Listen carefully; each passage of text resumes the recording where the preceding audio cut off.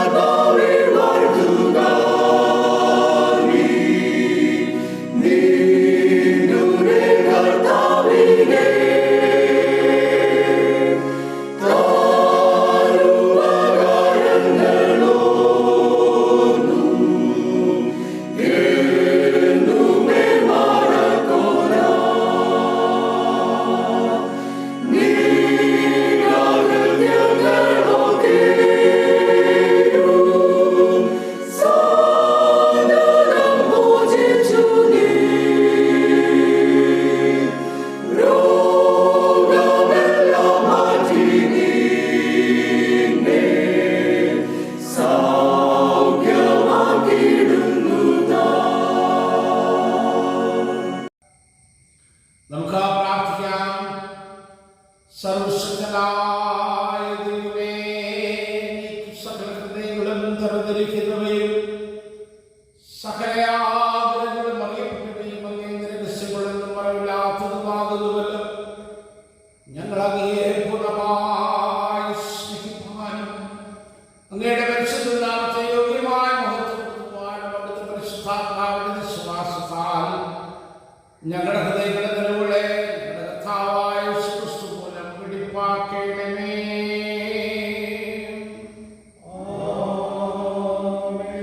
നമുക്കെല്ലാവർക്കും ചേർന്ന് ചൊല്ലാം. അത്യുന്നതങ്ങളിൽ ദൈവത്തിന്റെ മഹത്വവും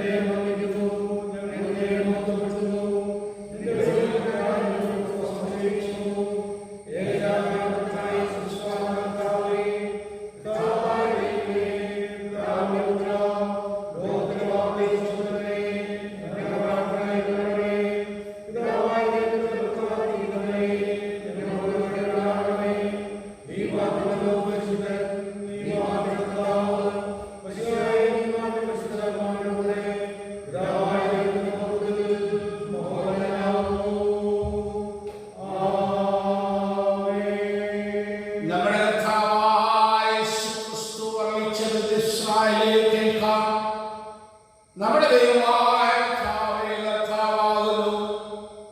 എന്റെ ദൈവമായ കർത്താവിന്റെ ഹൃദയത്തോടും പൂർണ്ണാത്മാവോടും പൂർണ്ണ മനസ്സോടും ശക്തിയോടും സ്നേഹിക്കേണ്ടതാകുന്നു. ഇതാകുന്നു ഒന്നാമത്തെ കൽപ്പന.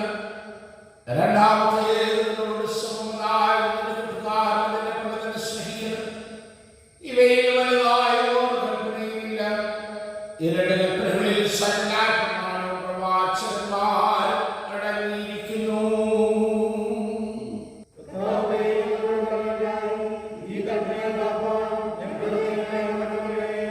പ്രിയ സഹോദരങ്ങളെ, ദൈവത്തിന്റെ പരിശുദ്ധവചനം കേൾക്കുവാനും കർത്താവിന്റെ ശരീരത്തിൽ കൈക്കൊള്ളുവാനും നാം ദൈവസന്നിധിയിലെ ഭയഭക്തിയോടുകൂടെ ഒരുമിച്ച് വന്നിരിക്കുന്നു.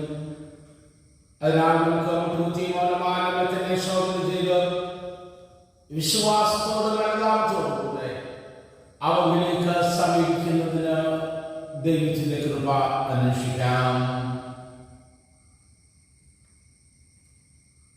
നമ്മുടെ പാപങ്ങളെ കുറിച്ച് നേരായും താല്പര്യമായും മനസ്സാന്തരപ്പെട്ട് നമ്മുടെ കുടുംബായ സ്നേഹവുമായിരുന്നു ദൈവത്തിന്റെ കൽപ്പനകൾ അനുസരിച്ചുകൊണ്ട് മേലാൽ ദൈവത്തിന്റെ വിശുദ്ധമണിയിൽ കൊണ്ട് നടന്നുകൊണ്ട് പുതിയ ജീവിതം പാലിച്ചിരിക്കുന്ന നമ്മുടെ കർത്താവായ യേശുക്രിസ്തു മൂലം പിതാവിനോട് പ്രധാനപ്പെടേണ്ടതിന് സർവശക്തനായ ദൈവത്തോട് താഴ്മയായി നമ്മുടെ പാപങ്ങളെ ഏറ്റുപറയാം.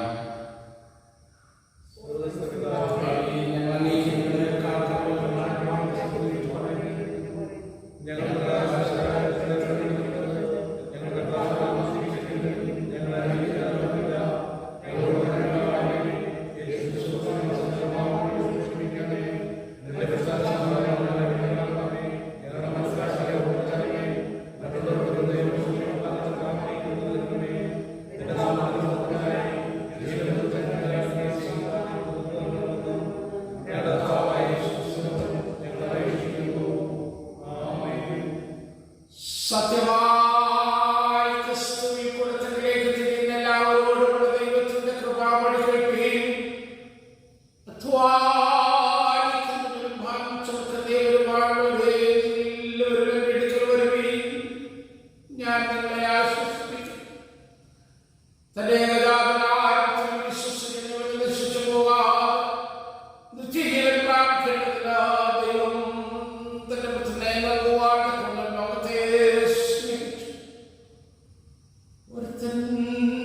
പാപം ചെയ്തിരുന്നല്ലോ. നീതിമാനായ എടുക്കലുണ്ട്. കർത്താവിന്റെ പാപങ്ങൾക്ക് പ്രായശ്ചിത്തമാകുന്നു. മനഃപൂർവമായ മനസ്സാന്തരത്തോടും സത്യവിശ്വാസത്തോടും അവരിലേക്ക് തിരികെയും തങ്ങളുടെ സഹോദരങ്ങളോട് ക്ഷമിക്കുകയും ചെല്ലെല്ലാവർക്കും പാപമോചനം നൽകുമെന്ന് തന്റെ മഹാകരുണയാൽ വാഗ്ദത്തം ചെയ്തിരിക്കുന്ന സ്വന്തസ്ഥ പിതാവായ സർവശക്തനായ ദൈവം നമ്മുടെ കർത്താവായ യേശുക്രിസ്തു മൂലം നമ്മുടെ കരുണയുണ്ടായി നമ്മുടെ സകല പാപങ്ങളെയും ക്ഷമിച്ചു അവയിൽ നിന്ന് നമ്മെ വിടുവിച്ചു സകല നന്മയിലും ഉറപ്പിച്ചു ബലപ്പെടുത്തി നമ്മെ നിത്യജീവനിലേക്ക് പ്രവേശിപ്പിക്കട്ടെ.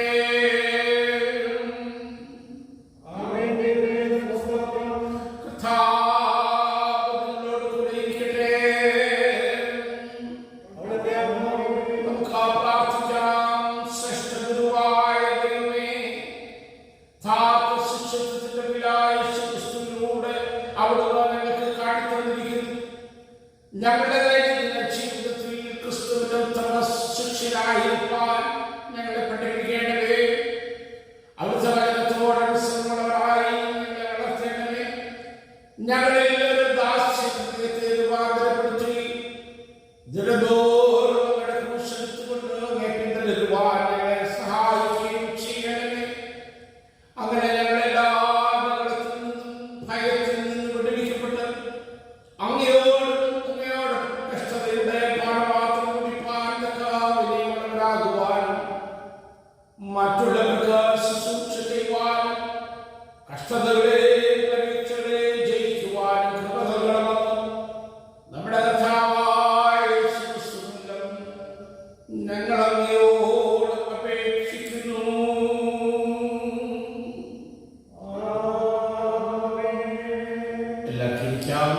ഒന്നാമത്തെ പാഠം വായിക്കുന്നു. ഒന്നാം പാഠം പുറപ്പാട് പുസ്തകം 3-ാം അധ്യായം 1-ാം വാക്യം മുതൽ 12-ാം വാക്യം വരെയുള്ള ദൈവവചനങ്ങളെ ശ്രദ്ധിപ്പിക്കും. ഒന്നാം പാഠം പുറപ്പാട് പുസ്തകം 3-ാം അധ്യായം 1-ാം വാക്യം മുതൽ 12-ാം വാക്യം വരെ. മോശെ മിദ്യാനിലെ പുരോഹിതനും തന്റെ അമ്മായപ്പനുമായ യിത്രോവിന്റെ ആടുകളെ മേയിച്ചുകൊണ്ടു. അവൻ ആടുകളെ മരുഭൂമിക്കപ്പുറത്ത് ദൈവത്തിന്റെ പർവ്വതമായ ഹോറേബ് വരെ കൊണ്ടുചെന്നു. അവിടെ യഹോവയുടെ ദൂതൻ ഒരു മുൾപടർപ്പിന്റെ നടുവിൽ നിന്ന് അഗ്നിജ്വാലയിൽ നിന്ന് അവന് പ്രത്യക്ഷനായി. അവൻ നോക്കിയാറെ മുൾപടർപ്പ് തീ പിടിച്ച് കത്തുന്നതും മുൾപടർപ്പ് വെന്തു പോകാതിരിക്കുന്നതും കണ്ടു. മുൾപടർപ്പ് വെന്തുപോകാതിരിക്കുന്ന ഈ വലിയ കാഴ്ച എന്തെന്ന് ഞാൻ ചെന്ന് നോക്കട്ടെ എന്ന് മോശെ പറഞ്ഞു. നോക്കേണ്ടതിന് അവൻ വരുന്നത് യഹോവ കണ്ടപ്പോൾ ദൈവം മുൾപടർപ്പിന്റെ നടുവിൽ നിന്ന് അവനെ മോശെ മോശെ എന്ന് വിളിച്ചു. അതിന് അവൻ ഇതാ ഞാനെന്ന് പറഞ്ഞു. അപ്പോൾ അവൻ ഇങ്ങോട്ട് അടുക്കരുത്, നീ നിൽക്കുന്ന സ്ഥലം വിശുദ്ധ ഭൂമിയാകയാൽ കാലിൽ നിന്ന് ചെരുപ്പ് അഴിച്ചു കളക എന്ന് കൽപ്പിച്ചു. ഞാൻ അബ്രഹാമിന്റെ ദൈവവും ഇസഹാക്കിന്റെ ദൈവവും യാക്കോബിന്റെ ദൈവവുമായി നിന്റെ പിതാവിന്റെ ദൈവമാകുന്നു എന്നും അവൻ അരുളിച്ചു. മോശെ ദൈവത്തെ നോക്കുവാൻ ഭയപ്പെട്ട് മുഖം മൂടി. യഹോവ അരുളി ചെയ്തത്, മിസ്രയീമിലുള്ള എന്റെ ജനത്തിന്റെ കഷ്ടത ഞാൻ കണ്ടു. ഊഴിയ വിചാരകന്മാർ നിമിത്തമുള്ള അവരുടെ നിലവിളിയും കേട്ടു. ഞാൻ അവരുടെ സങ്കടങ്ങൾ അറിയുന്നു.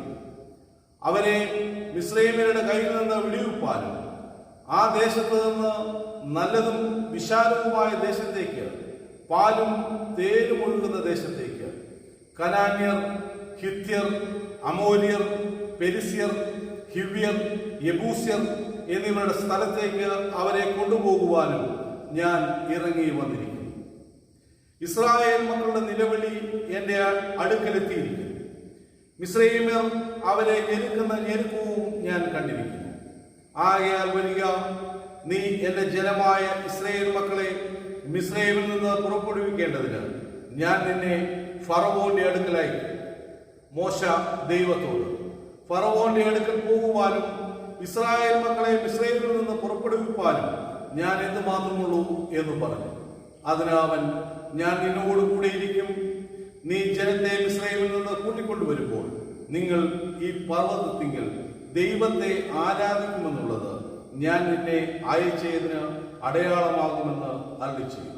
ഇവിടെ ഒന്നാം പാഠം അവസാനിക്കും.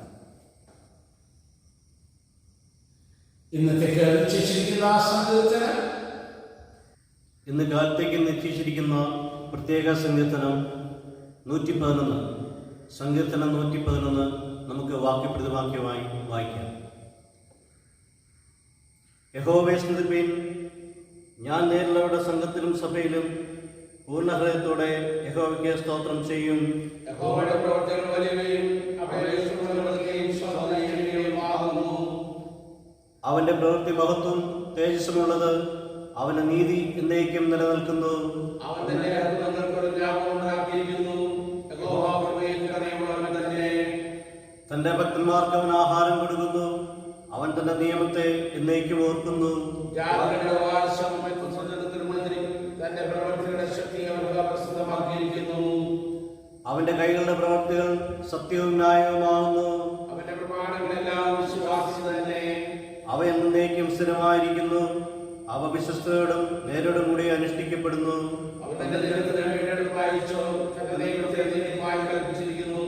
അവന്റെ നാമം വിശുദ്ധവും ഭയങ്കരമാകുന്നു. യഹോവ ഭക്തി ജ്ഞാനത്തിന്റെ ആരംഭമാകുന്നു. അവയെ ആചരിക്കുന്ന എല്ലാവർക്കും നല്ല ബുദ്ധിയുണ്ട്. അവന്റെ സ്തുതി എന്നേക്കും നിലനിൽക്കുന്നു. പിതാവിനും പുത്രനും പരിശുദ്ധാത്മാവിനും മഹത്വമുണ്ടാകട്ടെ.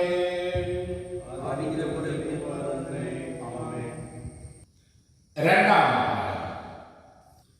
ഇന്ന് കാലത്തേക്ക് നിശ്ചയിച്ചിരിക്കുന്ന പ്രത്യേക രണ്ടാം പാഠം അപ്പോസ്തലനായ പൗലോസ് തീമോഥെയോസിന് എഴുതിയ രണ്ടാം ലേഖനം 2-ാം അധ്യായം 1-ാം വാക്യം മുതൽ 13-ാം വാക്യം വരെ എഴുതപ്പെട്ടിരിക്കുന്ന ദൈവവചനങ്ങൾ ശ്രദ്ധിപ്പീൻ. 2 തീമോഥെയോസ് 2-ാം അധ്യായം 1-ാം വാക്യം മുതൽ 13-ാം വാക്യം വരെ. എന്റെ മകനെ, ക്രിസ്തുയേശുവിലുള്ള കൃപയാൽ ശക്തിപ്പെടുക. നീ പല സാക്ഷികളുടെ മുമ്പാകെ എന്നോട് കേട്ടതെല്ലാം മറ്റുള്ളവരെ ഉപദേശിപ്പാൻ സമർത്ഥരായ വിശ്വസ്ത മനുഷ്യരെ ഭരമേൽപ്പിക്കാം. ക്രിസ്തുയേശുവിന്റെ നല്ല പഠനായി നീയും എന്നോടുകൂടെ കഷ്ടം സഹിക്കാം.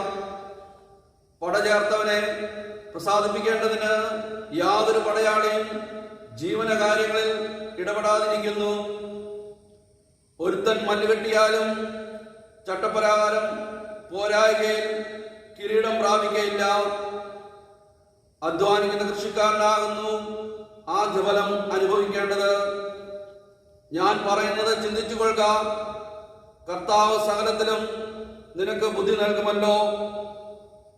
ദാവീദിന്റെ സന്തതിയായി ജനിച്ചു മരിച്ചിട്ട് ഉയർത്തെഴുന്നേറ്റിരിക്കുന്ന യേശുക്രിസ്തുവിനെ ഓർത്തുകൊള്ളുക.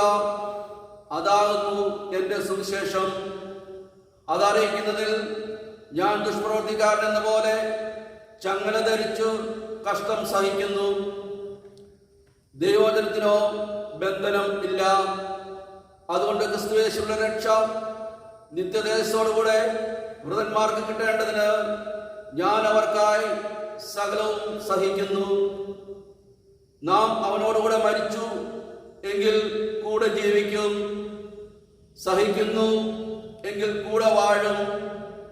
നാം തള്ളിപ്പറയും എങ്കിൽ അവൻ നമ്മെയും തള്ളിപ്പറയും. നാം അവിശ്വസ്തരായി തീർന്നാലും അവൻ വിശ്വസ്തനായി പാർക്കുന്നു. തന്റെ സ്വഭാവം ത്യജിപ്പാൻ അവന് കഴിയുകയില്ലല്ലോ. ഈ വചനം വിശ്വാസയോഗ്യമാകുന്നു. ഇവിടെ പാഠം അവസാനിക്കുന്നു. വിശുദ്ധ സുവിശേഷം വിശുദ്ധ യോഹന്നാൻ എഴുതിയ സുവിശേഷം 12-ാം അധ്യായം 20-ാം വാക്യം മുതൽ 26-ാം വാക്യം വരെ എഴുതിയിരിക്കുന്ന ദൈവത്തിന്റെ വചനം ശ്രദ്ധയോടെ കേൾപ്പീൻ. പെരുന്നാളിൽ നമസ്കരിപ്പാൻ വന്നവരിൽ ചില യവനന്മാരുണ്ടായിരുന്നു. ഇവർ ഗലീലിലെ ബേത്സയിദക്കാരനായ ഫിലിപ്പോസിന്റെ അടുക്കൽ ചെന്ന് അവനോട്, യജമാനനെ, ഞങ്ങൾക്ക് യേശുവിനെ കാണുവാൻ താല്പര്യമുണ്ട് എന്ന് അപേക്ഷിച്ചു.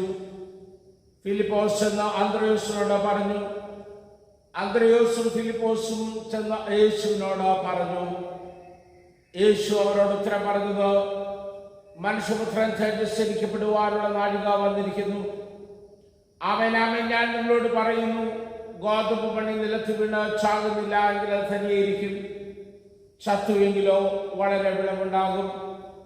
തന്റെ ജീവനെ സ്നേഹിക്കുന്നവൻ അതിനെ കളയും.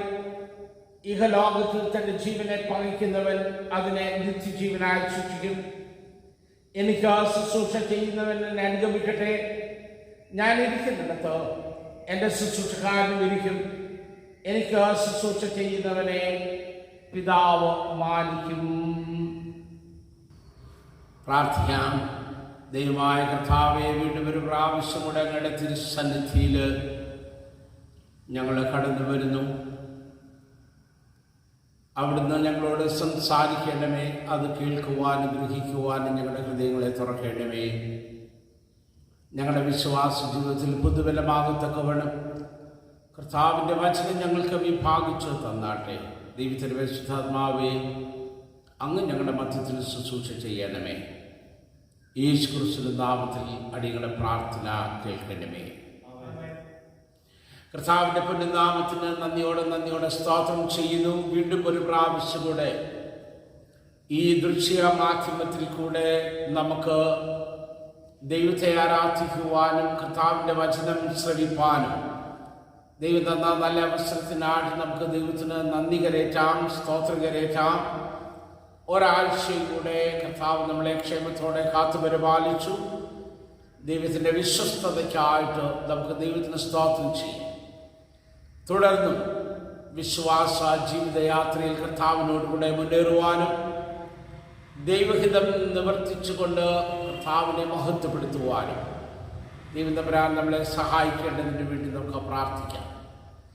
ഇന്ന് നമ്മൾ പ്രത്യേകമായിട്ട് വൈദിക വിദ്യാഭ്യാസത്തെ ഓർക്കുകയും പ്രാർത്ഥിക്കുകയും ചെയ്യുന്ന ദിവസമാണ്. നമ്മുടെ അനേക വിദ്യാർത്ഥികൾ ഇന്ത്യയുടെ പല വൈദിക സെമിനാരികളിലായിട്ട് വൈദിക വിദ്യാഭ്യാസം ചെയ്ത് നാളെ നമ്മളെ നയിക്കുവാൻ, നമ്മളെ ശുശ്രൂഷിക്കുവാനുള്ള പട്ടക്കാരായിട്ട്, അത് പട്ടക്കാരായിട്ട് മാത്രമല്ല ദൈവിക ശുശ്രൂഷയിൽ ദൈവ വചനത്തിൻ്റെ വിദ്യാഭ്യാസത്തിലും അതുപോലെ തന്നെ മറ്റ് ശുശ്രൂഷാ മേഖലകളിലും സജ്ജമാകുവാൻ നമ്മുടെ കുഞ്ഞുങ്ങൾ പഠിച്ചുകൊണ്ടിരിക്കുന്നു. ദൈവം അവരെയൊക്കെ വിളിച്ച് വേർതിരിച്ച് ദൈവിക ശുശ്രൂഷയുടെ മധ്യത്തിലാക്കിയിരിക്കുന്നതോർത്ത് ദൈവത്തിന് സ്തോത്രം ചെയ്യാം. ചിലർ പട്ടക്കാരായും, ചിലർ സുവിശേഷകരായും, മിഷനറിമാരായും, ചിലർ അധ്യാപകരായി, അങ്ങനെ വിവിധ ശുശ്രൂഷകളിലേക്ക് നമ്മുടെ കുഞ്ഞുങ്ങൾ വിളിക്കപ്പെട്ടു എന്നുള്ളതൊരു ഭാഗ്യമാണ്. അവരൊക്കെ അവരുടെ വിളിയും തിരഞ്ഞെടുപ്പും വ്യക്തമായി മനസ്സിലാക്കിക്കൊണ്ട് പ്രവർത്തിപ്പാൻ, അല്ലെങ്കിൽ അപ്രകാരം ദൈവസന്നിധിയിൽ ഇണങ്ങിയ ആയുധമായി തീരുവാൻ ദൈവം അവരെ സഹായിക്കട്ടെ എന്ന് പ്രാർത്ഥിക്കുക. വൈദിക വിദ്യാഭ്യാസം ഒരു ബൗദ്ധികമായ ജ്ഞാനം നേടുന്നതിനപ്പുറമായി സ്വർഗീയമായ ദർശനത്തെ പ്രശോഭിപ്പിക്കുന്നതായി തീരുവാൻ ഇടയാകണം. പല സെമിനാറുകളിലും വേദപുസ്തകത്തെക്കുറിച്ച് വളരെ വിമർശനാത്മകമായ ഒരു പഠനം, വിശകലനമായ പഠനം നടക്കുന്നുണ്ട്. നല്ലത് തന്നെ.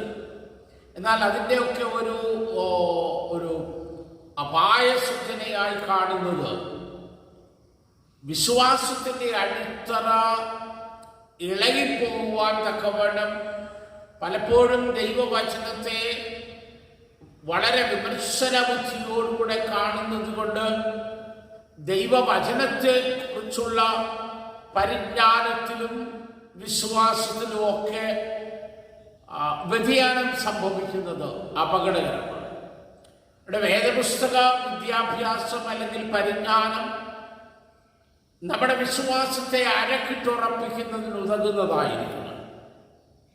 രണ്ടാമത്, കർത്താവിൻ്റെ വേലക്കാരായി സജ്ജമാകുവാനുള്ളവർക്ക് പൊന്ന് ഊതിക്കഴിച്ച് ശോഭയുള്ളതാക്കി തീർക്കുന്നത് പോലെ ദൈവവചനത്തിന്റെ പഠനവും വിശകലനവും അവരുടെ ദർശനത്തെ ഊതിക്കഴിച്ച് ശോഭയുള്ളതാക്കി തീർക്കുന്നതും വ്യക്തമായ ദർശനത്തോടും വ്യക്തമായ സമർപ്പണത്തോടും കൂടെ സെമിനാരിയിൽ നിന്നും തങ്ങളുടെ ശുശ്രൂഷ മണ്ഡലങ്ങളിലേക്ക് കടന്നു വരുവാൻ അവരെ ഒരുക്കുന്നതുമായി തീരേണ്ടത് ആവശ്യമാണ്.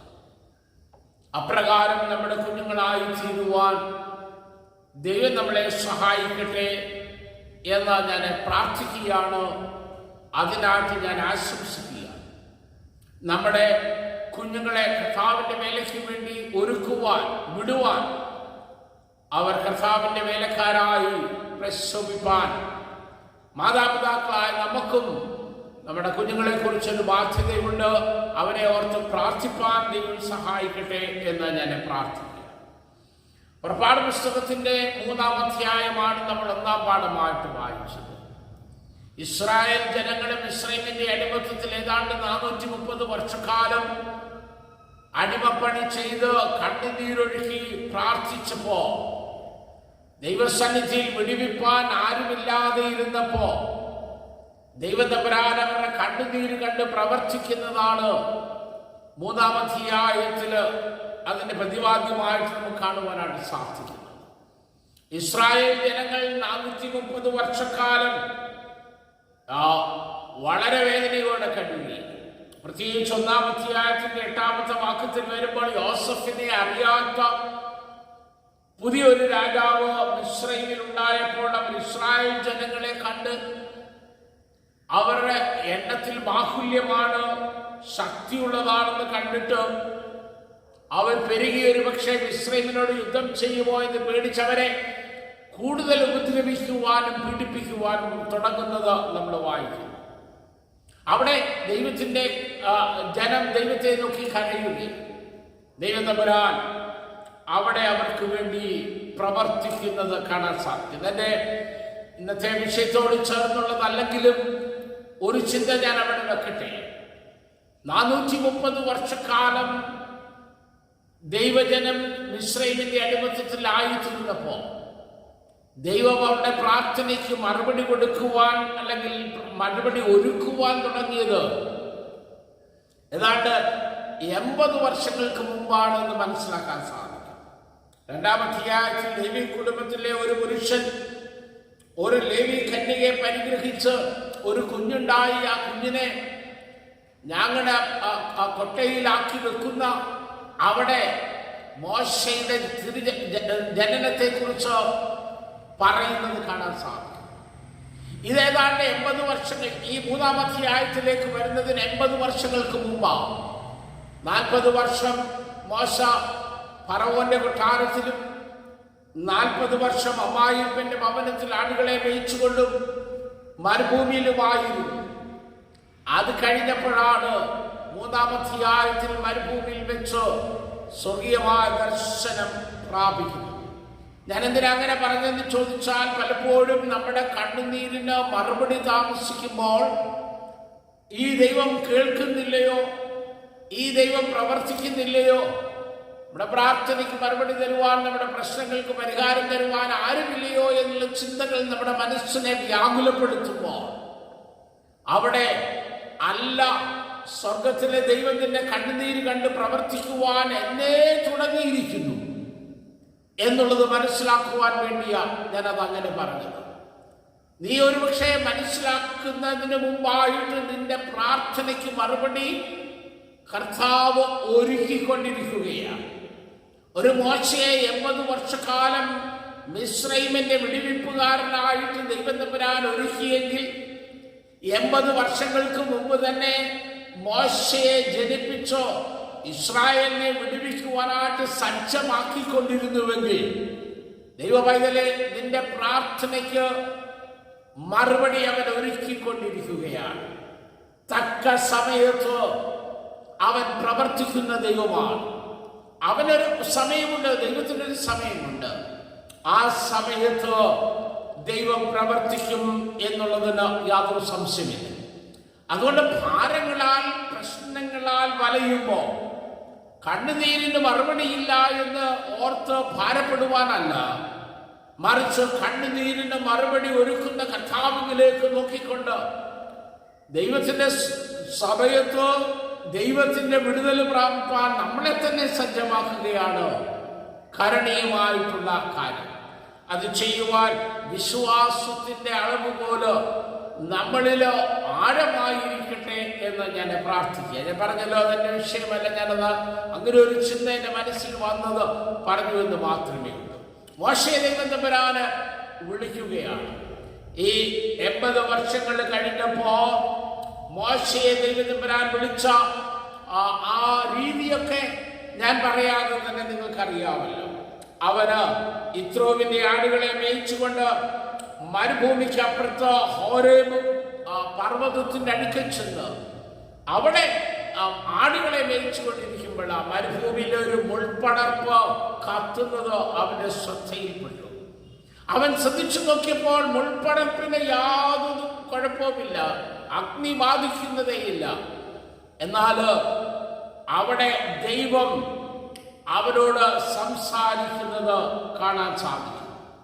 ദൈവം അവരോട് പറയുന്നു, ഞാൻ ആരാണെന്ന് നീ മനസ്സിലാക്കണം. മുൾപ്പടർപ്പ് കണ്ടാൽ മോശയ്ക്ക് മനസ്സിലാക്കുവാനായിട്ട് പ്രയാസമാണല്ലോ. അതുകൊണ്ട് 6-ാം അധ്യായത്തിലേക്ക് വരുമ്പോൾ, ഞാൻ അബ്രഹാമിന്റെ ദൈവവും ഇസ്ഹാക്കിന്റെ ദൈവവും യാക്കോബിന്റെ ദൈവമായി നിന്റെ പിതാക്കന്മാരുടെ ദൈവമാണ്. മോശ ദൈവത്തെ നോക്കുവാൻ ഭയപ്പെട്ട മുഖം മൂടി. അപ്പോൾ പറയുകയാണ്, ദൈവത്തിന്റെ പദ്ധതി മോശയ്ക്ക് വെളിപ്പെടുത്തി കൊടുക്കുന്നതാണ് കാണാനായിട്ട് സാധിക്കുന്നത്. അതാണ് ഞാൻ എൻ്റെ ഉപക്രമത്തിൽ പറഞ്ഞത്. ദൈവവചനത്തിന്റെ പഠനം സ്വർഗീയമായ ദർശനത്തെ മൂർച്ചയുള്ളതാക്കി ശോഭയുള്ളതാക്കി തീർക്കേണ്ടത് ആവശ്യമാണ്. ഇവിടെ മോശയ്ക്കൊരു സ്വർഗീയ ദർശനം ലഭിക്കുകയാണ്. മോശ ദൈവവുമായിട്ടൊരു എൻകൗണ്ടറിലേക്ക് വരികയാണ്. ഒരുപക്ഷെ കഴിഞ്ഞ കാലങ്ങളിൽ ദൈവത്തെ മനസ്സിലാക്കിയതിനപ്പുറമായിട്ട് മോശ ദൈവത്തെ മുഖാമുഖം കാണുകയും മനസ്സിലാക്കുകയും ചെയ്യുകയാണ്. മോശയോട് ദൈവം തന്റെ ഹൃദയത്തിന്റെ ഉദ്ദേശങ്ങൾ പകരുന്നതാണ് കാണാൻ സാധിക്കുന്നത്. ഞാൻ അതിനെ ഇങ്ങനെ പറയുവാനായിട്ട് ആഗ്രഹിക്കുന്നു. മോശേ, നീ ഒരു ലേവ്യ പുരുഷൻ നിന്നൊരു ലേവ്യ കന്യകയിൽ നിന്ന് അതിസുന്ദരനായ കുഞ്ഞായിട്ട് ജനിച്ചത് യാദൃച്ഛികമല്ല. ഞാനാണ് നിന്നെ ജനിപ്പിച്ചത്. നിനക്ക് ഈ ഭൂമിയിൽ ജീവൻ തന്നത് ഞാനാണ്. ഫറവോന്റെ കൽപ്പന കൊണ്ട് കടിഞ്ഞൂലിനെ ഒക്കെ കൊന്നുകളഞ്ഞപ്പോ നിന്നെ ഞാങ്ങണപ്പെട്ടിയിലാക്കി വെള്ളത്തിലൊഴുക്കിയതും നിന്റെ അമ്മയുടെ കയ്യില് നിന്നെ വളർത്തുവാൻ തക്കവണ്ണം ഫറവോന്റെ മകളിൽ കൂടെ പ്രവർത്തിച്ചതും ഞാനാ. 40 വർഷങ്ങൾ കഴിഞ്ഞപ്പോ നീ മിസ്രയീമിനെ കൊന്ന് അവിടുന്ന് ഓടിയപ്പോൾ ഇവിടെ കൊണ്ടെത്തിച്ചതും ഞാനാ.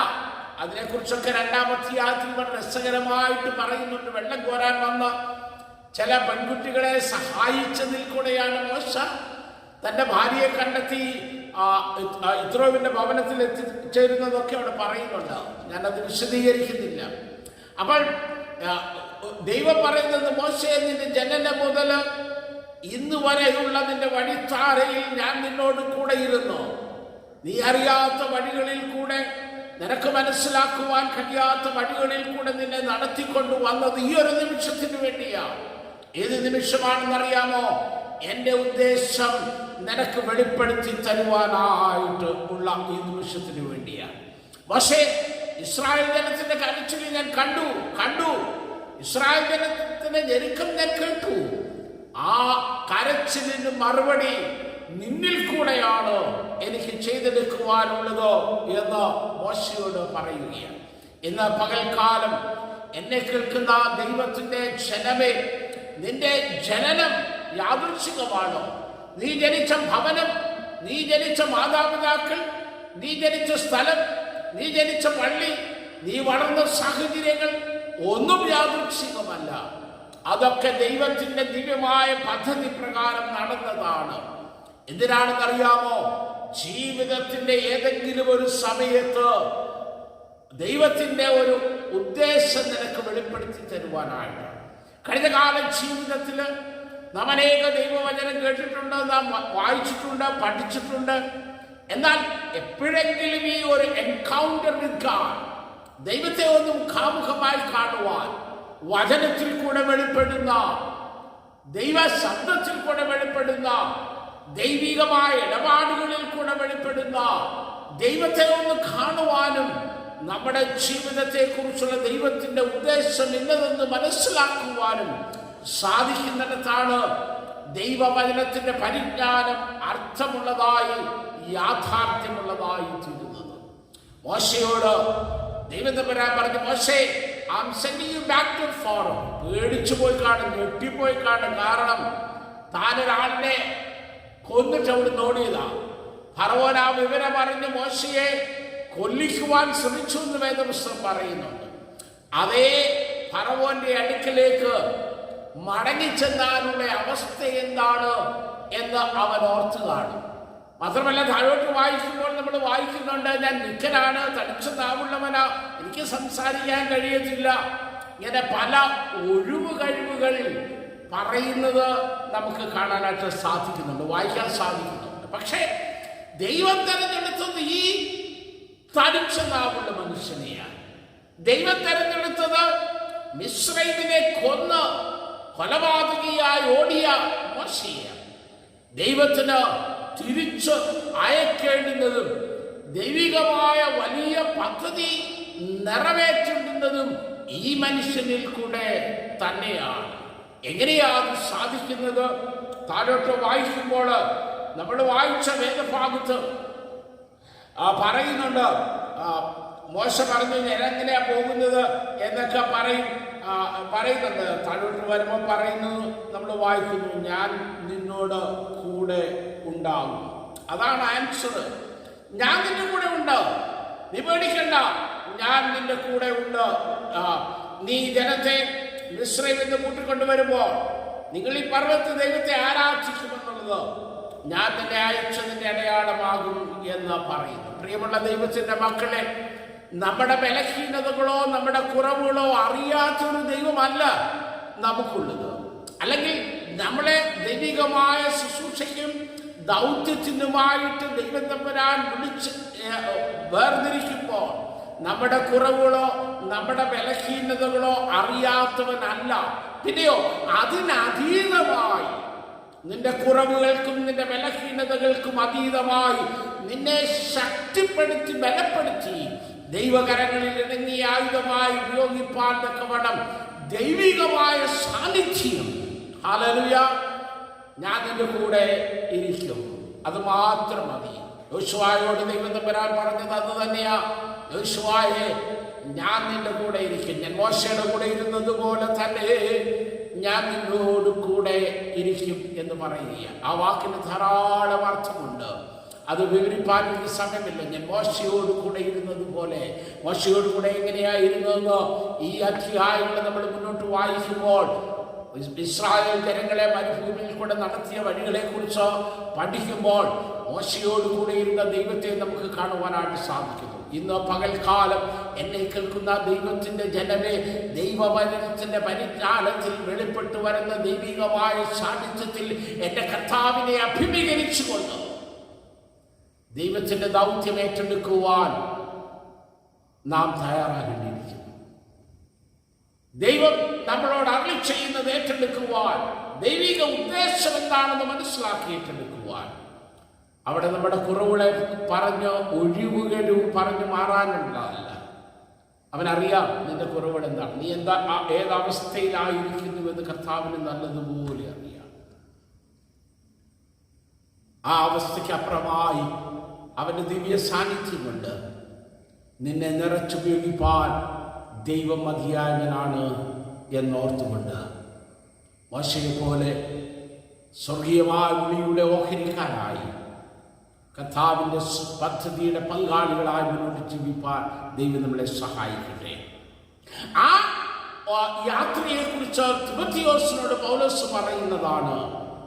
നമ്മൾ തിമോഥെയോസിന്റെ രണ്ടാമത്തെ ലേഖനത്തിന്റെ 2-ാം അധ്യായത്തിന്റെ ആദ്യ വാക്യങ്ങളിൽ 2-ാം പാഠമായിട്ട് നമ്മൾ വായിച്ചു കണ്ടു. അവിടെ മനോഹരമായ ഒരു വാക്യത്തോടുകൂടി, എനിക്ക് വളരെ ഇഷ്ടമുള്ള ഒരു വാക്യമാണ്, എൻ്റെ മകനെ ക്രിസ്തുവേശുള്ള കൃപയാൽ ശക്തിപ്പെടുക. Hallelujah, hallelujah. ദൈവവേദനെ നിന്നെ സജ്ജമാക്കേണ്ടുന്നത്, ഞാൻ എപ്പോഴും പറയാറുള്ളത്, ഒരു ദൈവിക ശുശ്രൂഷക്കാരനെ ദൈവികമായ പദ്ധതിയുടെ പൂർത്തീകരണത്തിനായി ശക്തമാക്കേണ്ടുന്നത് വിജ്ഞാനമല്ല, അറിവുകളല്ല, വിദ്യാഭ്യാസമല്ല. ഞാനിത് പറയുമ്പോൾ ഇതൊന്നും വേണ്ട എന്നല്ല ഞാൻ അർത്ഥമാക്കുന്നത്. എന്നാൽ ഇതിനൊക്കെ അപ്പുറമായി, ഇതൊക്കെ നിനക്ക് ലഭിക്കുന്ന വിജ്ഞാനവും നിനക്ക് ലഭിക്കുന്ന അറിവുകളും വിദ്യാഭ്യാസവും നിന്നെ ഒരു ദൈവിക ശുശ്രൂഷകനാക്കി തീർക്കുവാൻ ആത്യന്തികമായ ദൈവകൃപ.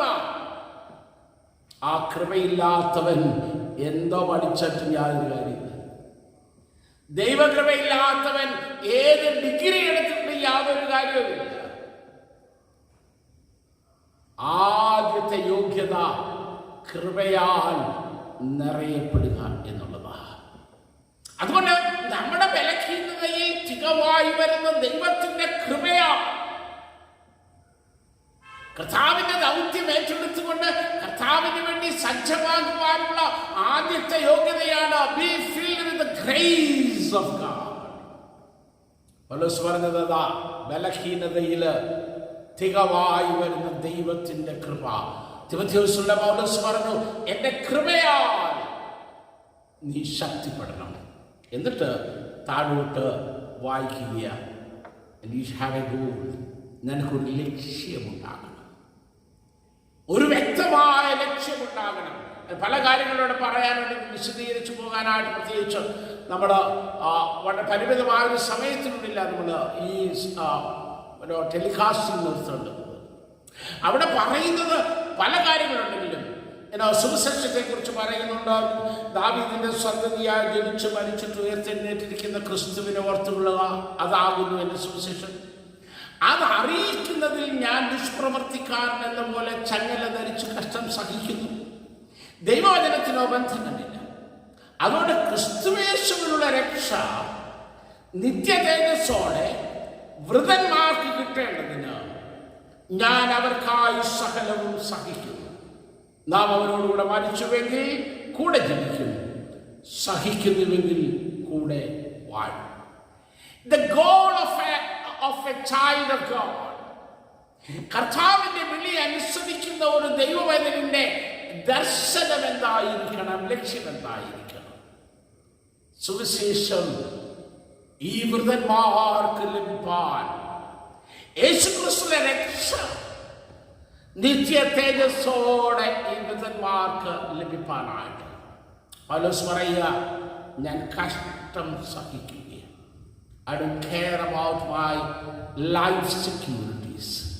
എൻ്റെ ജീവിതത്തിൻ്റെ സുഖ സൗകര്യങ്ങളോ എൻ്റെ ജീവിതത്തിൻ്റെ സുരക്ഷിതത്വമല്ല എനിക്ക് വിഷയം.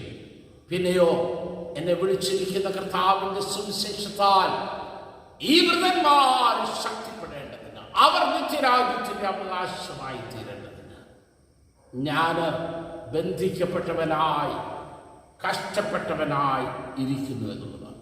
ഈ ഒരു വേദഭാഗവും നമ്മളിന്ന് സുവിശേഷ വേദ ഭാഗമായി വായിച്ച യോഹന്നാന്റെ സുവിശേഷം 12-ാം അധ്യായത്തിന്റെ 24, 25, 26 വാക്യങ്ങളിലൂടെ നമ്മൾ ചേർത്ത് പഠിച്ച് ഞാൻ അവസാനിപ്പിക്കുകയാണ്. അവിടെ പറഞ്ഞു, ആമേൻ ആമേൻ, ഞാൻ നിങ്ങളോട് പറയുന്നു, ഗോതമ്പ് മണി നിലത്ത് വീണ് ചാകുന്നില്ല എങ്കിൽ അത് തന്നെയിരിക്കും, ചത്തുവെങ്കിലോ അത് വളരെ ഫലം കായ്ക്കും.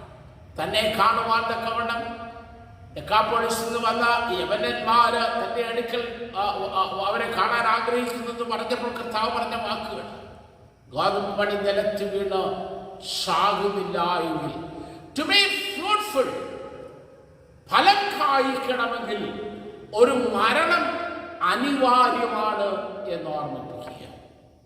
ഫലം കായ്ക്കണമെങ്കിൽ ഈ ലോക ജീവിതത്തെ ത്യജിക്കുന്നതിൽ കൂടെ മാത്രമേ പറ്റുള്ളൂ എന്ന് പറയുക.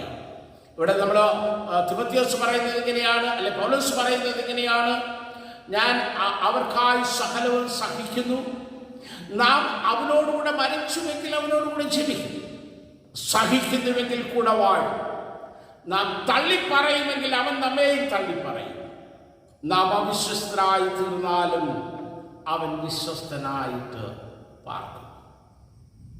എത്ര ആഴമേറിയ ദൈവത്തിൻ്റെ വചനമാണ്. ഞാൻ ഈ വാക്യം ദൈവവചന ശുശ്രൂഷിക്കാൻ ധ്യാനിച്ചപ്പോൾ എൻ്റെ മനസ്സിൽ കൂടെ ദൈവ ചിന്തകൾ, നമ്മളൊക്കെ ഈ ലോക ജീവിതത്തിൻ്റെ സുരക്ഷിതത്തിൻ്റെ പുറകെ ഓടുന്നവരാണ്. നല്ല ജീവിത സാഹചര്യങ്ങൾ,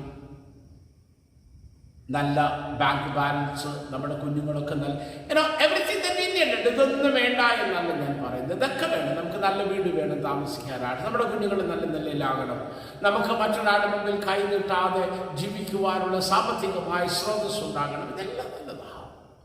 പക്ഷേ അതാണോ നിന്റെ ജീവിതത്തിൻ്റെ ലക്ഷ്യമെന്നതാണ്? പലപ്പോഴും കർത്താവ് വിളിച്ച വിളിയെക്കുറിച്ചും വിസ്മരിച്ചു കളഞ്ഞിട്ട് ദൈവം നമ്മളെ കൊണ്ട് ആഗ്രഹിക്കുന്നത് എന്താണ്, അതിന്റെ പൂർത്തീകരണത്തിനായി എൻ്റെ കർത്താവിന് വേണ്ടി കഷ്ടം സഹിക്കുവാൻ നാം മുതിരാതെ നമ്മുടെ ജീവിതത്തിന്റെ പ്രതാപനത്തിന് വേണ്ടി നാം ആയിത്തീരുന്നതാണ് പ്രശ്നമായിരിക്കുന്നത്. അവിടെയാണ് പൗലോസ് പറയുന്നത്, ആമേൻ ആമേൻ, ഗോതമ്പ് മണി നിലത്ത് വീണ് ചാകാതെ. കർത്താവ് പറഞ്ഞത്, പൗലോസിന്റെ വാക്കുകൾ അത് തന്നെയാണ്, നാം അവനോടുകൂടെ മരിച്ചാലേ അവനോടുകൂടെ ജീവിക്കുവാനായിട്ട് കഴിയുള്ളൂ. പ്രിയമുള്ള ദൈവത്തിൻ്റെ വാക്കുകളെ, are we ready to forsake the many desires of this life so that the purpose of God may be fulfilled in our lives? നമ്മുടെ ജീവിതത്തിൽ ദൈവത്തിന്റെ ഉദ്ദേശങ്ങൾ പൂർത്തീകരിക്കുവാനായി, നമ്മുടെ ജീവിതത്തിന്റെ പ്രതാപനങ്ങളെ തള്ളിക്കളയുവാൻ, ഉപേക്ഷിക്കുവാൻ, ഞാൻ അവന് വേണ്ടി ക്രൂശ് വഹിപ്പാൻ തയ്യാറാണെന്ന് പറയുവാൻ, അവനോടുകൂടെ മരിച്ച് അവന് വേണ്ടി ബന്ധത്തിനായി കഷ്ടം സഹിപ്പാൻ തയ്യാറാണെന്ന് പറയുവാൻ നമുക്ക് സാധിക്കും.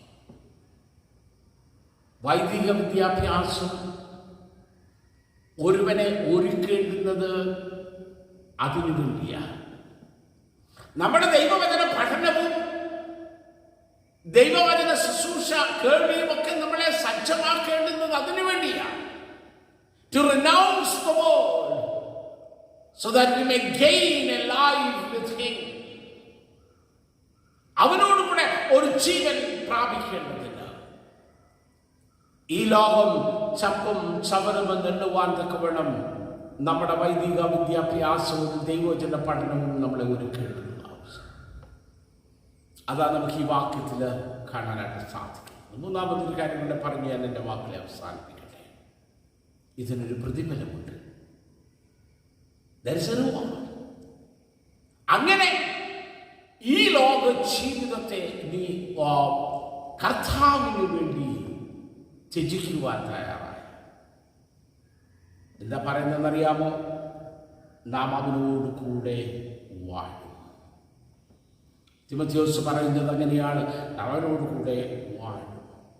യോഹന്നാൻ കർത്താവിന്റെ വാക്കുകൾ ധരിക്കുമ്പോൾ അവിടെ പറയുന്നത്, നിലത്ത് വിളിച്ചാകും തന്റെ ജീവനെ സ്നേഹിക്കുന്നവൻ അതിനെ കളയും, ഇഹലോകത്തിൽ തന്റെ ജീവനെ പകയ്ക്കുന്നവൻ നിത്യജീവനായിട്ട് സൂക്ഷിക്കും.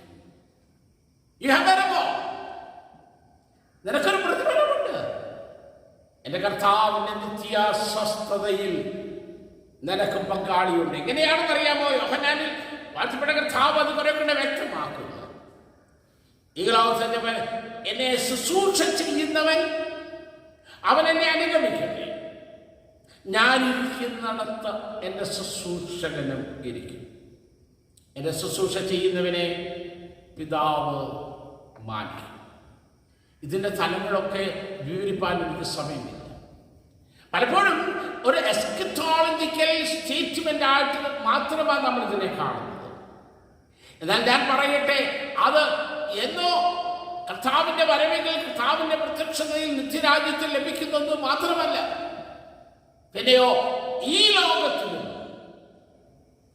നീ എന്തിനെ തള്ളിക്കളയുന്നുവോ, എന്റെ നാമം നിമിത്തം അപ്പനെയും അമ്മയെയും സഹോദരങ്ങളെ മുറ്റവരെ മുടവരെ നിനക്കുള്ളതിനെ തിരിച്ചാൽ അത് ഇരട്ടിയായി പ്രാപിക്കുമെന്ന് കർത്താവ് പറഞ്ഞിരിക്കുന്ന വാഗ്ദത്തം.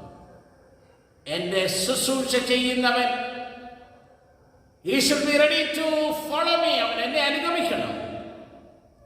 അങ്ങനെ അവൻ അനുഗമിച്ചാൽ ഞാൻ ഇരിക്കുന്നിടത്ത് അവനിരിക്കും. വാക്യത്തിന്റെ അർത്ഥമൊക്കെ വളരെ വ്യാപ്തിയുള്ളതാണ്. കർത്താവിന്റെ സ്ഥാനം എന്ന് പറയുന്നത് അധികാരത്തിന്റെ സ്ഥാനമാണ്. കർത്താവിന്റെ സ്ഥാനം എന്ന് പറയുന്നത് പിതാവിന്റെ വലത്തുഭാഗത്തുള്ള പുത്രത്വത്തിന്റെ സ്ഥാനമാണ്. It's a place of authority. അതുകൊണ്ടാണ് കർത്താവ് യോഹന്നാന്റെ സുവിശേഷം തുടർന്നുകൊണ്ട് പറയുന്നത്, എന്നിൽ വിശ്വസിക്കുന്നവൻ ഞാൻ ചെയ്യുന്നത് ചെയ്യും. 13-ാം അധ്യായത്തിലേക്ക് വരുമ്പോൾ നമുക്ക് വായിക്കാൻ സാധിക്കും. 14-ാം അധ്യായത്തിലേക്ക് വരും. അവർ അതിലും അധികമായിട്ട് ഞാൻ പോകുന്നത് കൊണ്ട് ചെയ്യുമെന്ന് പറയും. It's A position of authority. എന്നിട്ട് പറയുക, എൻ്റെ പിതാവ് അവരെ മാനിക്കും. ഈ ലോക ജീവിതത്തിലും പരലോക ജീവിതത്തിലും എൻ്റെ കർത്താവിനാൽ മാനിക്കപ്പെട്ടവരായി നിത്യരാജ്യത്തിന്റെ അവകാശത്തിൽ പിതാവിന്റെ വലത്തുഭാഗം തിരിക്കുവാനുള്ള അവകാശത്തിലൂടെ ഈ ഭൂമിയിൽ ക്രൈസ്തവ ജീവിതം നയിപ്പാൻ വാഴ്ത്തപ്പെട്ട കർത്താവ് നമ്മളെ ഏൽപ്പിച്ചിരിക്കുന്ന ദൗത്യം ഏറ്റെടുത്തുകൊണ്ട് കർത്താവിന് വേണ്ടി നിലനിൽപ്പാൻ ദൈവത്തിന്റെ പരിശുദ്ധാത്മാവ് നമ്മളെ സഹായിക്കട്ടെ. കർത്താവേ, സ്വർഗീയ പിതാവേ, ഞങ്ങളോട് സംസാരിച്ച വചനങ്ങൾക്കായിട്ട് സ്തോത്രം ചെയ്യും. കർത്താവേ, അവിടുത്തെ ദൗത്യം ഏറ്റെടുക്കുമ്പോൾ ഈ ലോക ജീവിതം ചപ്പന്നും ചവറന്നും എണ്ണിക്കൊണ്ട് ഞങ്ങൾക്കായിട്ട് ഒരുക്കുന്ന വലിയ പ്രത്യാശയുടെ പങ്കാളിയായി ജീവിപ്പാൻ, അനേകരെ ക്രിസ്തുവിലേക്ക് ആദായപ്പെടുത്തുന്നവരായി ജീവിപ്പാൻ സഹായിക്കണം. തുടർന്ന് ഞങ്ങളോട് സംസാരിക്കണമേ. യേശു ക്രിസ്തുവിന്റെ നാമത്തിൽ പ്രാർത്ഥന കേൾക്കണമേ. ആമേൻ. നമ്മുടെ വിശ്വാസത്തിന്റെ സംഗതികൾ നമുക്ക് എല്ലാവർക്കും ചേർന്ന് ചൊല്ലാം. സർവശക്തികളുണ്ടായി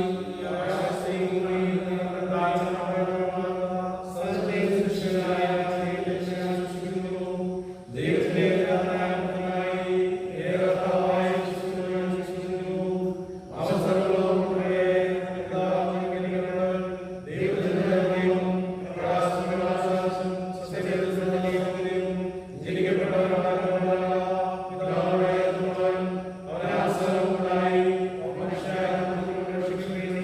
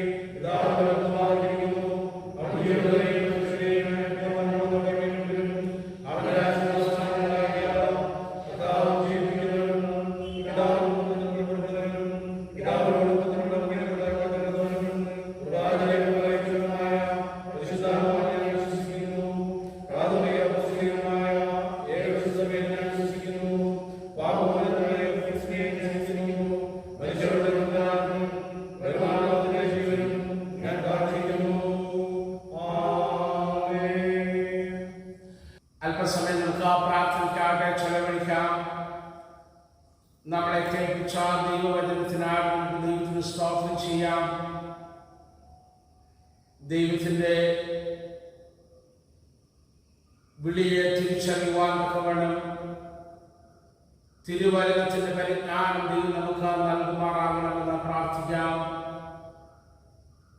ഏത് സാധ്യത്തിനായ കർത്താവ് വിളിച്ചുവോ അത് വ്യക്തമായി മനസ്സിലാക്കിക്കൊണ്ട് ഈ ലോക ജീവിതത്തിനപ്പുറമായി കർത്താവ് ഒരുക്കുന്ന ഒരു ഭാഗ്യ പ്രത്യാശ അവനോടുകൂടെ നമുക്കുണ്ട് എന്ന് മനസ്സിലാക്കി നമ്മുടെ ദൗത്യം പൂർത്തീകരിക്കാൻ കർത്താവ് നമ്മളെ സഹായിക്കേണ്ടതിന് വേണ്ടി പ്രാർത്ഥിക്കാം. സഭയായി ദൈവകരങ്ങളിലേക്ക് നമ്മളെ തന്നെ ഏൽപ്പിക്കാം. എല്ലാ കുടുംബങ്ങളെയും കർത്താവിന്റെ കരങ്ങളിൽ ഏൽപ്പിച്ച് പ്രാർത്ഥിക്കാം. ഓരോ കുടുംബങ്ങളുടെയും ആവശ്യങ്ങളെ കർത്താവിന്റെ സന്നിധിയിൽ സമർപ്പിക്കാം. പിതാവേ, അങ്ങ് സകലർക്കും മതിയായതായി കൂടിയിരുന്നു അതിശയമായി തന്റെ മക്കളെ നടത്തുമാറാകണമേ എന്ന് പ്രാർത്ഥിക്കാം. മഹാനവിയും അഭിവന്യ തിരുവനിയും ദക്ഷിണേന്ത്യ സഭയും ഉത്തരേന്ത്യ സഭയും അതിന്റെ മോഡറേറ്റർമാരെയും മർത്തോമാ സഭയുടെ മെത്രാപ്പൊലീത്തായി നമുക്ക് ഓർത്ത് പ്രാർത്ഥിക്കാം. അവർ ശുദ്ധഹൃദയത്തോടും നല്ല മനസ്സാക്ഷിയോടുകൂടെ തങ്ങളുടെ ശുശ്രൂഷയെ നിവർത്തിക്കേണ്ടതിന് നമുക്ക് പ്രാർത്ഥിക്കാം. രോഗത്തിന്റെ അവസ്ഥയിലായിരിക്കുന്നവരെ ഓർക്കാം. നന്ദിയാട്ട് എലിയ മാഗ്നി സുഖം പ്രാപിച്ചു വരുന്നു. തുടർന്ന് നമുക്ക് പ്രാർത്ഥിക്കാം. പുത്തപ്പറമ്പിലെ സാമും ലിസിയും സുഖം പ്രാപിച്ചു വരുന്നു. മണിപ്പറമ്പിലെ രാജുവും ലിസിയും വീണ്ടും പോസിറ്റീവായിരുന്നു. അവരും ദൈവത്തിന്റെ കൃപയാൽ സുഖം പ്രാപിച്ചു വരുന്നു. ഇവരെല്ലാവരെയും നമുക്ക് ഓർത്ത് പ്രാർത്ഥിക്കാം. മണ്ണഞ്ചേരിയില് മോനി ഭവനത്തിൽ മടങ്ങി വന്നു ഡയാലിസിസ് ചെയ്തുകൊണ്ടിരിക്കുന്നു. മോനിയും സന്നിധിയിൽ നമുക്ക് ഓർത്ത് പ്രാർത്ഥിക്കാം. കർത്താവേ, മക്കൾക്ക് സൗഖ്യം ഇരത്തിൽ നൽകുമാറാകണമെന്ന് പ്രാർത്ഥിക്കാം. പ്രത്യേകിച്ച് പരിമല ഹോസ്പിറ്റലില് അത്യാസന നിലയിലായിരിക്കുന്ന ഓർത്തഡോക്സ് സഭയുടെ കത്തോലിക്ക ബാബ മെത്രാപ്പൊലീത്ത തിരുമേനിയെ നമുക്ക് ഓർത്ത് പ്രാർത്ഥിക്കാം. ദാസനോട് കൂടെ ഇരുന്നോ വിടുതൽ കർത്താവ് അയക്കുമാറാകണമേ. ജനങ്ങളുടെ പ്രാർത്ഥനയ്ക്ക് കർത്താവ് മറുപടി നൽകുമാറാകണമേ എന്ന് നമുക്ക് പ്രാർത്ഥിക്കാം. നമ്മുടെയൊക്കെ ആവശ്യങ്ങളിൽ നിന്ന് സന്നിധിയിലേക്ക് ഏൽപ്പിക്കാം. നമ്മുടെ പ്രാർത്ഥനാ വിഷയങ്ങളിൽ നിന്ന് സന്നിധിയിൽ ഏൽപ്പിക്കാം. ഇന്നയോളം നമ്മുടെ നടത്തിയവൻ, ഇന്നയോളം പരിപാലിച്ചവൻ കർത്താവിന്റെ തിരുക്കരങ്ങളിൽ തുടർന്നും കാത്തു പരിപാലിക്കുമാറാകണമേ എന്ന് നമുക്ക് പ്രാർത്ഥിക്കാം. അല്പസമയം കൂടെ ദൈവസന്നിധിയിലായിരിക്കുമ്പോൾ കർത്താവിന്റെ ശരീരരക്തങ്ങളിൽ നമുക്ക് നോക്കി വിശ്വാസത്താൽ നമ്മൾ പുതുകൃപയോടെ നമ്മുടെ ജീവിത സാഹചര്യങ്ങളിലായിരിക്കാം കർത്താവ് നമ്മളെ സഹായിക്കേണ്ടതിന് പ്രാർത്ഥിക്കാം. കർത്താവേ, ഞങ്ങളുടെ പ്രാർത്ഥന കേൾക്കണമേ. നമ്മുടെ കർത്താവായ യേശുമിശിഹായുടെ കൃപയും ദൈവത്തിന്റെ സ്നേഹവും പരിശുദ്ധ സംസർഗവും കൂട്ടായ്മയും നാം എല്ലാവരോടും നമ്മുടെ എല്ലാ പ്രാർത്ഥനാ വിഷയങ്ങളോടും കൂടെ ഇപ്പോഴും എപ്പോഴും ഇരിക്കുമാറാകട്ടെ.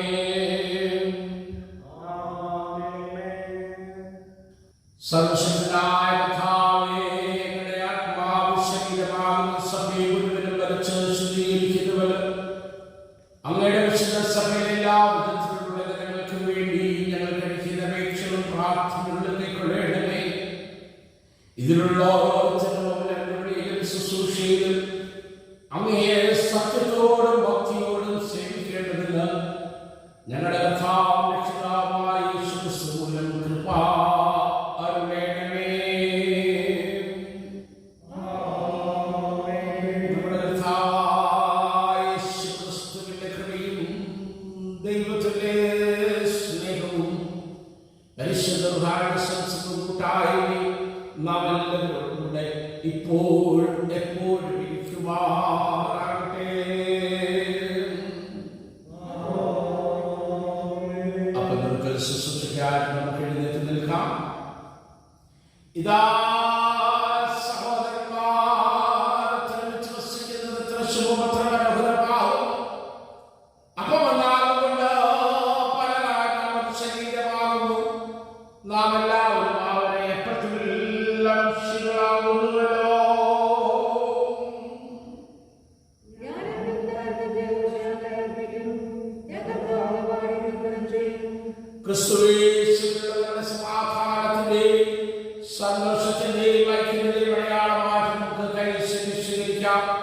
ക്രിസ്തുവിന്റെ സമാധാനം നിങ്ങളോട് കൂടെ ഇരിക്കട്ടെ. ദൈവത്തിന്റെ സമാധാനം പങ്കിട്ടുകൊണ്ട് നമുക്ക് പരസ്പരം അഭിവാദ്യം ചെയ്യാം.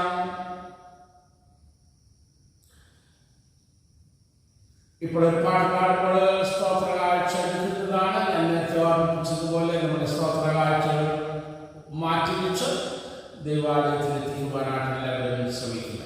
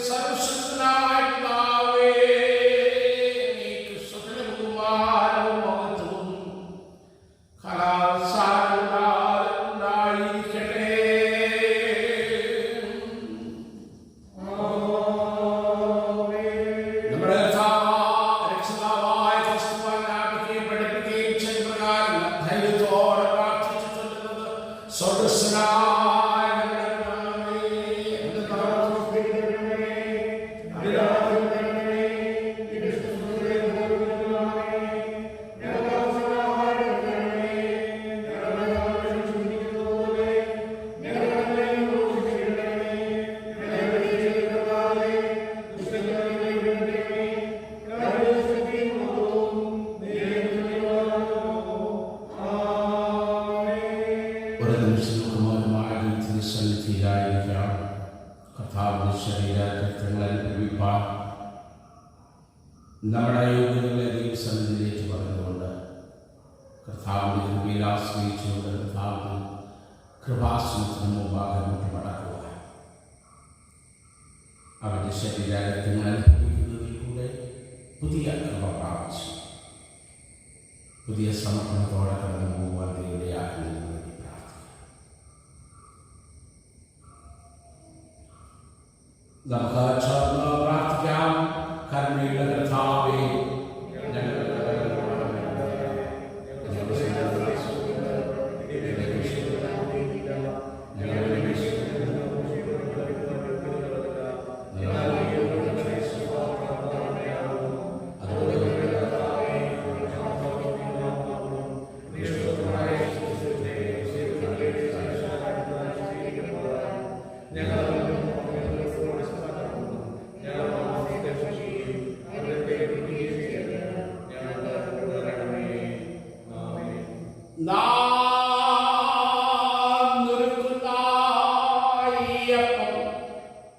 ക്രിസ്തുവിന്റെ ശരീരത്തിന്റെ കൂട്ടായ്മയല്ലയോ?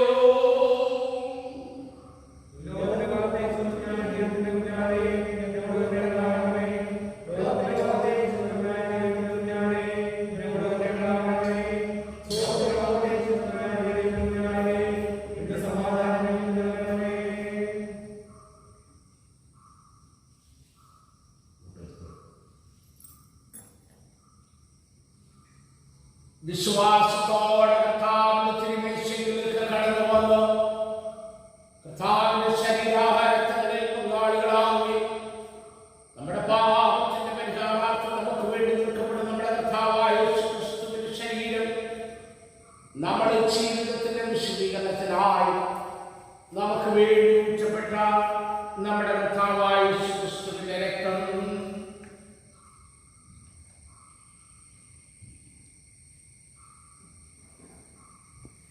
സമാധാനത്തോടുകൂടെ ഇരിക്കുകയും നമുക്ക് വേണ്ടി നിൽക്കപ്പെടുന്ന നമ്മുടെ കർത്താവായ യേശുക്രിസ്തുവിന്റെ ശരീരം ക്രിസ്തുയേശുവിന്റെ ശരീരം നമുക്ക് വേണ്ടി നിൽക്കപ്പെട്ടുള്ള ഓർമ്മയ്ക്കായി ഇതിനെ ഭക്ഷിച്ച് സമാധാനത്തോടുകൂടെ ഇരിക്കുകയും നമുക്ക് വേണ്ടി നിൽക്കപ്പെടുന്ന നമ്മുടെ കർത്താവായ യേശുക്രിസ്തുവിന്റെ ശരീരം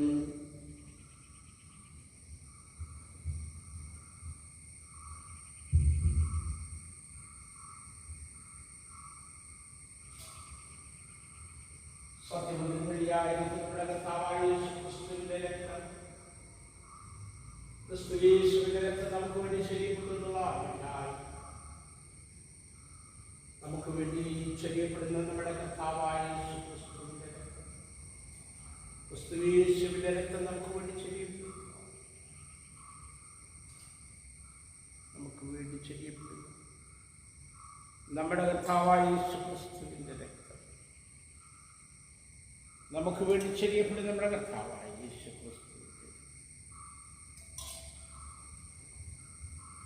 കർത്താവിന്റെ കൃപയും സമാധാനവും നാം എല്ലാവരോടും കൂടെ ഇരിക്കുമാറാകട്ടെ.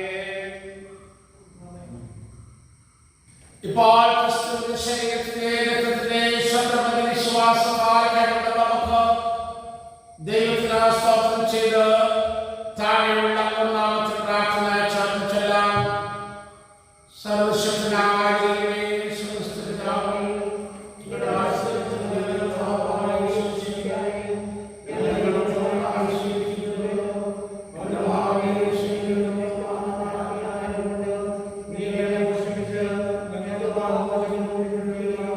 ും